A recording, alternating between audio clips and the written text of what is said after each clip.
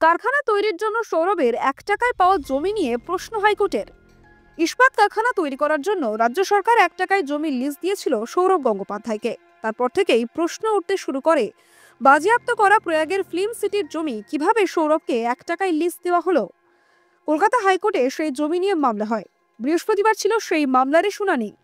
বিচারপতি Joymalya বাগচির division bench জানিয়ে দিল, রাজ্যের সঙ্গে প্রয়াগের কি চুক্তি হয়েছে তাতে হাইকোর্ট হস্তক্ষেপ করবে না।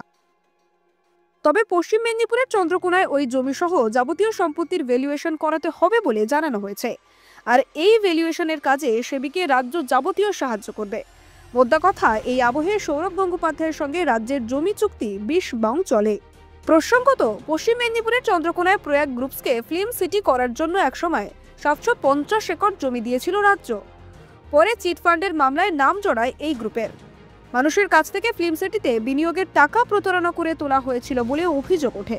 তারপরেই প্রয়াগ গ্রুপসের সব সম্পত্তি বাজেয়াপ্ত করা হয়। অভিযোগ, সেই 750 একর জমি থেকেই কিছুটা সৌরভকে কারখানার জন্য দেওয়া হয়েছে। সেই জমি নিয়ে জনস্বার্থ মামলা দায়ের করা হয় কলকাতা হাইকোর্টে। আপনি দেখছিলেন কলকাতা দর্পণ। আমি সারিয়া। প্রতিবেদনটি ভালো লাগলে লাইক, কমেন্ট ও নিয়মিত আপডেট পেতে সাবস্ক্রাইব করতে ভুলবেন না।